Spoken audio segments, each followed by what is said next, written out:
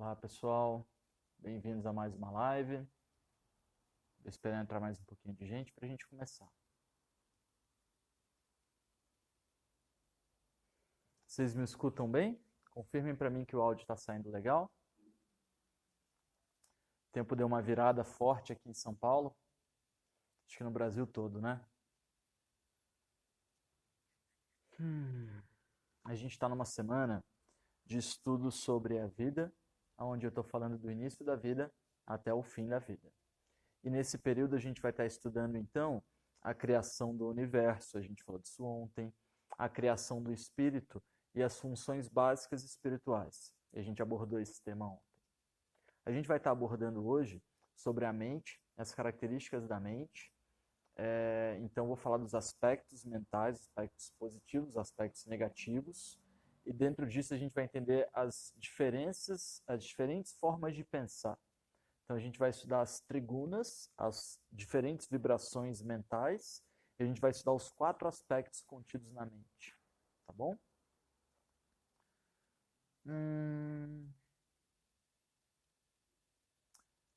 Eu quero contar uma história para a gente começar a live de hoje, então, enquanto as pessoas vão entrando. É a parábola do guardião do mosteiro. O guardião do mosteiro havia falecido, ele havia morrido, e o mestre chamou os melhores discípulos, que eram 3 homens, chamou os melhores discípulos que ele tinha ali, para eles se tornarem o novo guardião. E ele falou: aqueles que almejarem se tornarem o novo guardião, que estejam aqui amanhã no início do dia, a primeira luz do dia. Aí foram os 3 para lá. Aí o mestre falou: aquele que vai se tornar o novo guardião, ele tem que resolver todos os problemas que acontecerem no templo. E aí, galera, beleza. Então, não importa o quão complexo seja um problema, ele tem que ser resolvido. Então, eu vou colocar um problema aqui para vocês e gostaria que vocês resolvessem. Aí o mestre pegou o vaso mais antigo que ele tinha, que foi feito pelo antigo mestre do templo. E aí o cara construiu o vaso, pintou o vaso, tudo à mão. E pegou uma mesa talhada de madeira feita pelo próprio mestre dele e colocou no centro do templo. Pegou o vaso e colocou em cima da mesa. E falou para os discípulos: eis aqui que lhes apresento o meu problema. Resolvam para mim. E aí o primeiro discípulo olhou para aquilo e falou assim: bem, isso é uma pegadinha do mestre. Esse vaso não teria como ter problemas. Essa mesa não haveria como ter problemas com ela, porque elas foram feitas pelos próprios mestres do templo. Mestre, não há problema nenhum, isso é uma pegadinha. Aí o mestre: beleza. Mais alguém quer opinar? Aí o segundo falou assim: bem, isso não é uma pegadinha. Com certeza esse vaso podia ter cores mais vibrantes e essa mesa podia ter um talho de madeira mais específico. Então ele disse: mestre, acredito que a gente poderia colocar cores mais vibrantes no vaso e talvez a gente poderia melhorar a simetria dos talhos de madeira. Aí o mestre: beleza. Olhou para o terceiro discípulo olhou para o mestre. O mestre falou: e você? O discípulo olhou, ficou meio assim, não falou nada, falou: mestre, tem certeza que esse é o problema? O mestre falou: sim, eu preciso que ele seja resolvido. Aí o discípulo olhou para baixo: mas mestre, o senhor tem certeza de que esse é o problema? Aí o mestre: sim. Aí ele falou: poxa, beleza. Então o discípulo levantou, tirou a espada da bainha, segurou com as 2 mãos e golpeou o vaso com a mesa, com tudo, destruiu tudo que tinha ali. O mestre olhou para o discípulo, os discípulos que não tinham feito isso olharam: meu Deus, você está louco! E o mestre olhou para ele e disse assim: eis aqui que lhes apresento o novo guardião do mosteiro. Não importa o quanto alguma coisa seja bonita, seja antiga, seja perfeita, seja valiosa, se ela é um problema, ela deve ser erradicada e substituída por algo que possa fazer bem. Então eu quero começar a live de hoje falando da parábola do mosteiro, da tomada de decisão, das ações que a gente toma na vida. E vou puxar esse começo para a gente falar da mente, então. Quando a gente fala na criação da vida, eu estou falando nos aspectos do espírito que habita a matéria nessa vida. Então, essa matéria se move, tem movimento por causa de uma vontade, um desejo espiritual. Esse espírito, ele gera 7 grandes campos, são 7 grandes chakras. Quando a gente vai entrando em carne e ganhando as características da carne, a gente ganha a mente. Então essa mente humana, essa mente discernitiva, essa mente cognitiva, ela está muito relacionada ao homem, à mulher também, óbvio, a essa característica de que nós temos o livre-arbítrio, nós temos o discernimento, a capacidade cognitiva. Então, quando eu falo no ser, eu preciso entender que esse ser tem um conjunto de aspectos energéticos, como os chakras que a gente falou ontem, ele tem um conjunto de aspectos físicos. A mente é considerada pelo Ayurveda um conjunto do físico com o etéreo. Então a mente ela habita um campo físico do cérebro, mas ela representa um campo etéreo, um campo de projeções. Então a mente ela é muito utilizada para a absorção dos sentidos. Então a sua mente, ela fica aqui absorvendo os 5 sentidos. Eu digo para vocês, não pense em um elefante rosa rodando malabar no circo. E como essa informação chegou até vocês pelo seu mecanismo auditivo, não tem como vocês não pensarem no elefante rosa rodando malabar no circo. É um entendimento interessante que até minha namorada me ensinou isso esses dias. Não existe não para o universo. Então, quando eu digo não pense no elefante rosa, a palavra não é totalmente descartada na sua forma de pensar. Então, a negação não existe. Então, passa a se tornar uma afirmação. Porque você fala, não, não vou fazer isso. Significa que você está pensando o tempo inteiro sobre como resistir a fazer aquilo. Então, a primeira coisa que eu quero falar sobre a mente é que ela não é etérea, ela é física. Então, o que você come tem influência direta sobre a sua mente. O que você faz na vida, a hora que você acorda, a hora que você dorme, temperatura do seu banho, se você protege a sua orelha do frio, tudo isso tem uma influência direta na sua mente, tá bom? Agora, a mente tem 4 divisões. Ela tem 3 divisões ruins e uma boa. As 3 divisões ruins da mente são arrancara, o ego ruim, o ego de quando você se liga no momento que não é, desculpa, um ego de quando você quer ser egoísta. Você está aí com o seu celular assistindo a live, você está vendo que tem alguém do seu lado interessado, mas você, não, eu que vou assistir sozinho. Você faz o seu prato de comida, alguém vem pegar uma batatinha ali, você, não, minha batata não. Não é o ego separatista. Percebam que tem um ego que separa as coisas. Eu tenho 34 anos, eu sou homem, sou hoje uma pessoa que faz live de Ayurveda. E vocês hoje estão interessados sobre o que eu tenho para passar. Então, eu preciso que vocês existam para que eu esteja aqui, vocês precisam que eu exista para que vocês estejam aqui. Então, a gente faz uma simbiose. Esse é o ego bom. Quando eu falo no ego ruim, eu falo no ego que separa as pessoas, que faz as pessoas quererem riqueza, enquanto outras têm pobreza, você sabe que sua barriga está cheia, mas a do outro está vazio, você tem lençol, cobertor e edredom no seu armário e tem um mendigo do lado de fora da sua casa passando frio. Então, tem um ego ruim da mente. É o primeiro aspecto que eu vou falar sobre arrancara. É o ego que faz você querer vencer na vida, você acreditar que dá para você ser melhor do que as outras pessoas. Então, esse é a primeira característica da mente, não é uma característica boa, ela faz você querer crescer em cima dos outros. Segunda característica da mente é a oscilação. Então você diz que você vai vir para a live, mas você não vem. Você diz que você vai sair com seus amigos, mas você não sai. Você promete que agora você vai mudar, vai fazer uma dieta, uma rotina adequada para você, mas você não faz. Então, primeiro é ego ruim, segundo é oscilação.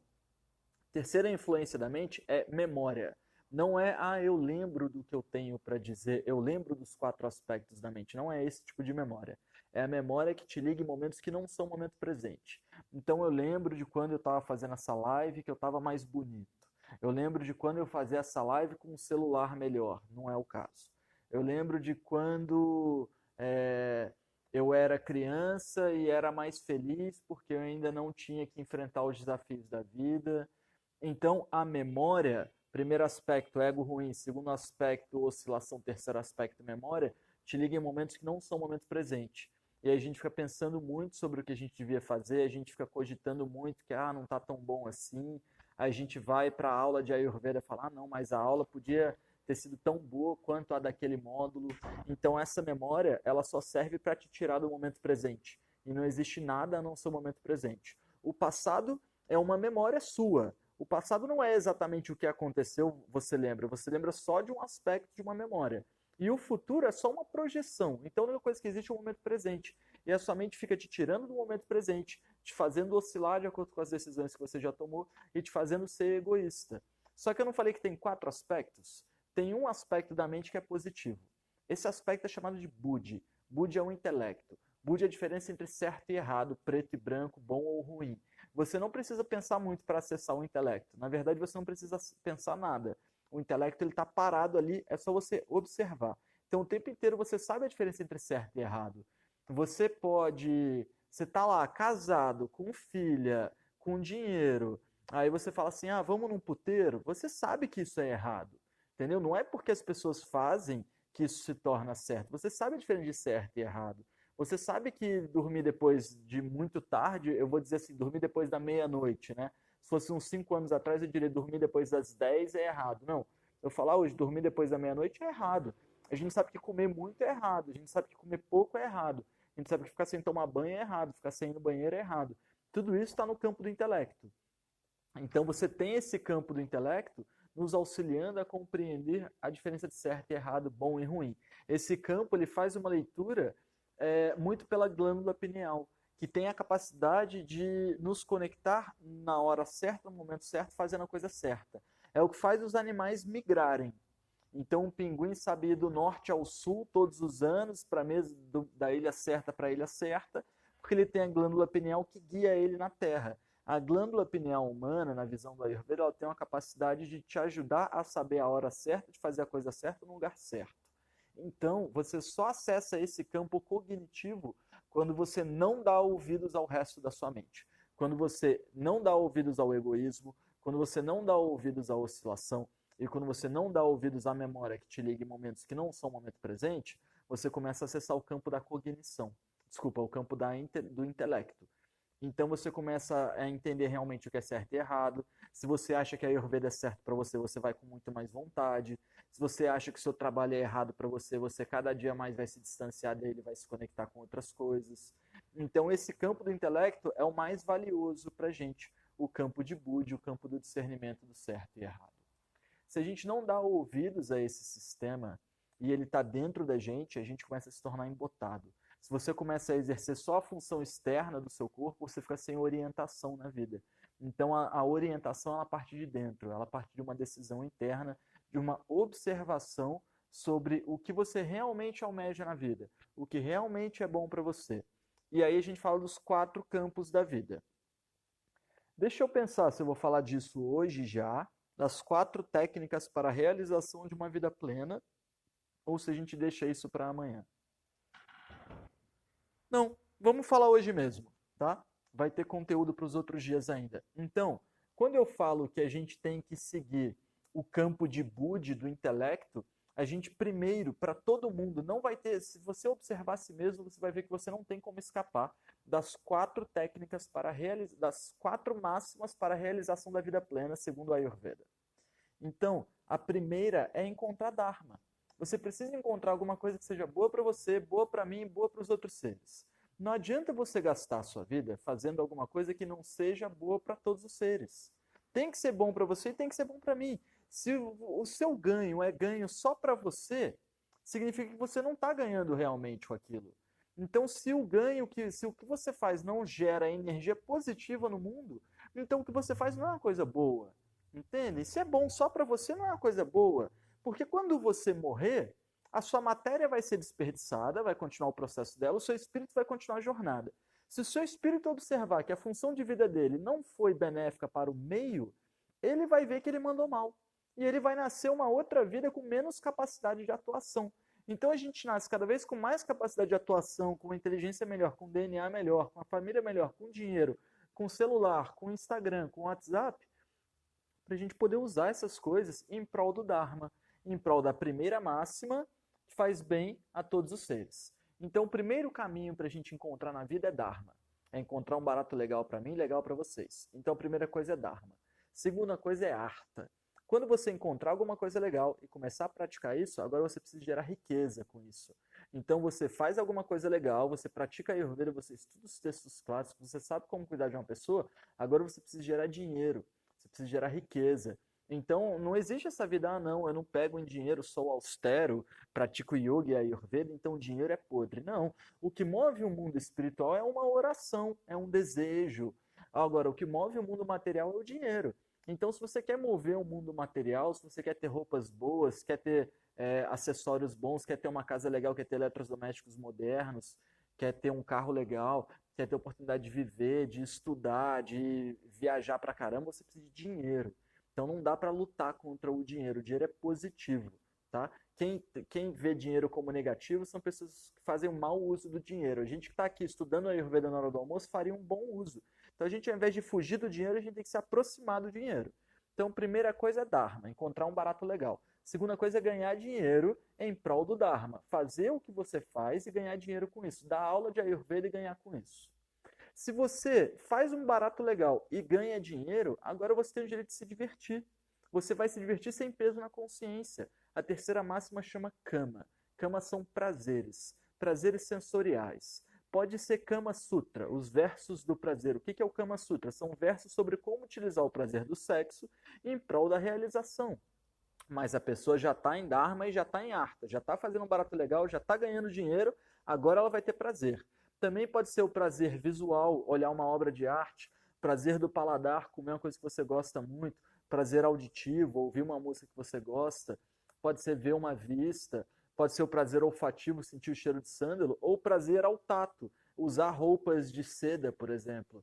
Então a gente tem que ter cama na vida, tem que ter prazer, tem que ter um conjunto de coisas que nos leve ao prazer. O prazer sem as outras realizações, ele gera peso na consciência. Agora, o prazer com as outras realizações, ele nem gera, por exemplo, ressaca. Se você está com o seu Dharma em dia, está fazendo dinheiro com isso, você não vai ficar triste se você tiver prazer. Quem fica triste quando tem prazer é quando não está tendo as outras coisas em dia. Vocês percebem quando a gente fica triste quando tem prazer? Tem gente que sai e fica pensando com consciência de ter saído de casa. Por quê? Porque não está em dia com os outros aspectos. Então tem que ter Dharma, tem que ter Artha. Aí você vai ter Kama. Se você gera uma parada legal, gera dinheiro com isso e agora você tem prazer, você não precisa mais seguir regras. Você venceu na vida. Agora é Moksha. Moksha significa libertação. Você tem que se libertar desses processos que você construiu para você, você tem que se libertar desse conjunto de coisas que você programou, e agora você pode seguir o seu caminho sem se prender a nenhuma regra. Então você não vai mais precisar fazendo dieta para vata, dieta para pita, dieta para kapha. Você vai conseguir viver go with the flow, vai com a maré. Então você vai conseguir ir de acordo com o mundo. No mundo, tudo muda o tempo todo, nem tudo é bom para todo mundo, principalmente o tempo todo. A diferença de remédio e veneno é a dose.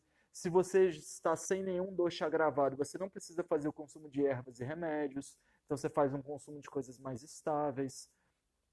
Então, as 4 técnicas para a realização do Ayurveda, Dharma, Artha, Kama e Moksha, encontrar um barato legal, gerar riqueza com isso, ter prazer e, por fim, se libertar e seguir a vida sem regras, você só vai conseguir fazer isso se você encontrar primeiro o aspecto positivo da mente. Na mente você tem o egoísmo, você tem a oscilação, você tem a memória que te liga em momentos que não são o momento presente, mas você tem o buddhi, o intelecto. Então você tem que dar ouvidos ao seu intelecto para que você encontre as 4 máximas da vida. O seu intelecto é a sua orientação.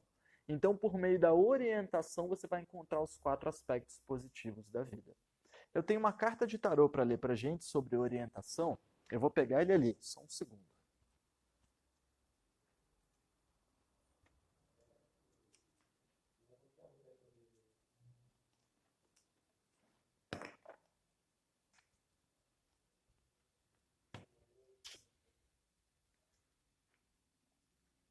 Beleza, pessoal, já voltei. Então, a carta de hoje é sobre orientação, tá?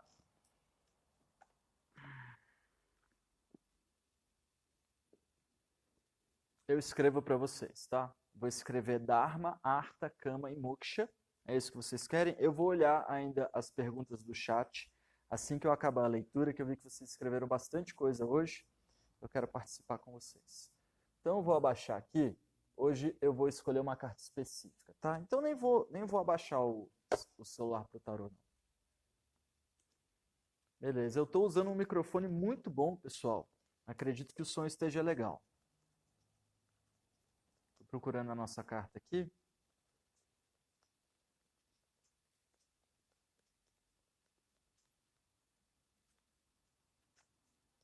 Uma carta muito bonita, muito brilhosa.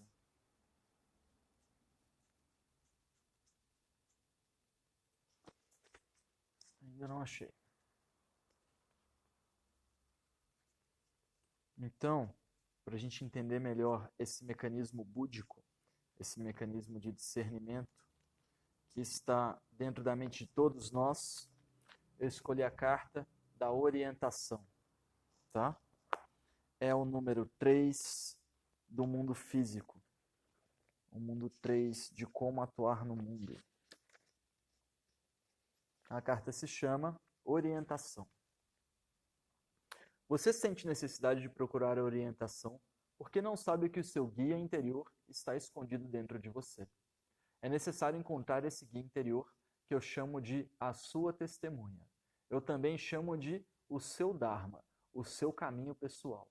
É preciso acordar esse Buda e a sua vida se banhará de bênçãos e de graças. Sua vida tornar-se-á radiante de bem, de divindade, muito mais do que você seria capaz de imaginar. É quase como luz. Se o seu quarto está escuro, basta trazer a luz. Até uma pequena vela servirá. Toda a escuridão desaparece. Tendo uma vela, você sabe onde fica a porta. Não precisará pensar, aonde está a porta? Só quem é cego pergunta onde está a porta. Gente que tem olhos e dispõe de luz nem pensa nisso. Alguma vez você já se perguntou aonde fica a porta? Você simplesmente se levanta e sai. Não dedica um pensamento sequer a semelhante questão. Nem começa a tatear procurando a porta ou bater a cabeça contra a parede. Você simplesmente vê e não existe nem mesmo um lampejo de pensamento. Você simplesmente sai. Isso é a certeza espiritual. O comentário. A figura angelical que aparece nessa carta, com asas coloridas como arco-íris, representa o guia que cada um de nós traz dentro de si.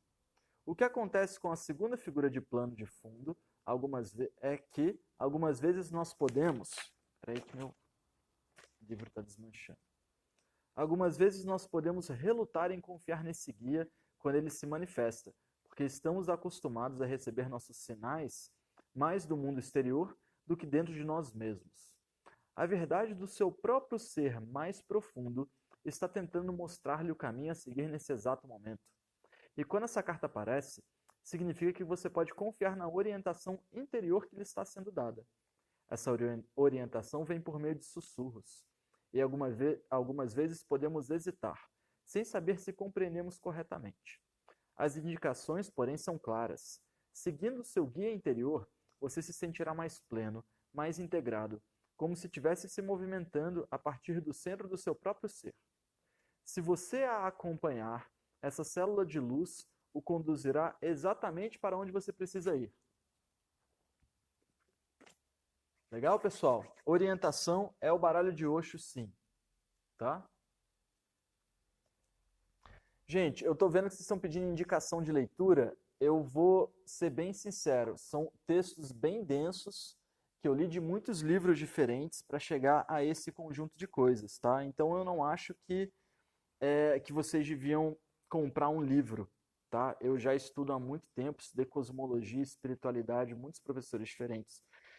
Eu acho que, por exemplo, se vocês estão fazendo o curso de nutrição ou de rotinas diárias, a aula introdutória já é ótima, tá? Deixa eu dar uma lida nas perguntas que vocês fizeram.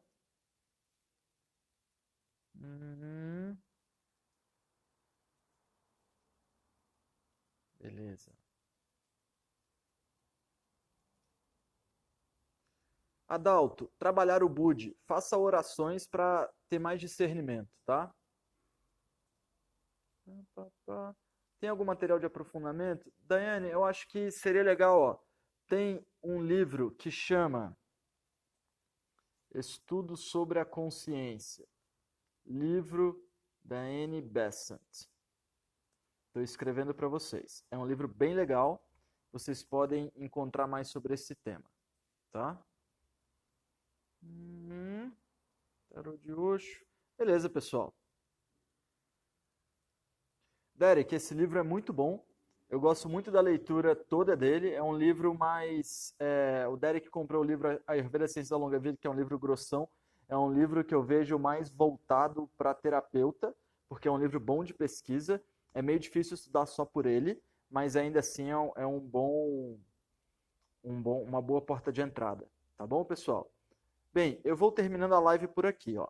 A gente estudou ontem sobre o início da vida, a criação do corpo energético. A gente estudou hoje do caminho do meio, que é do energético para o físico. Então a gente falou da mente, das características da mente, da realização da vida plena segundo o Dharma.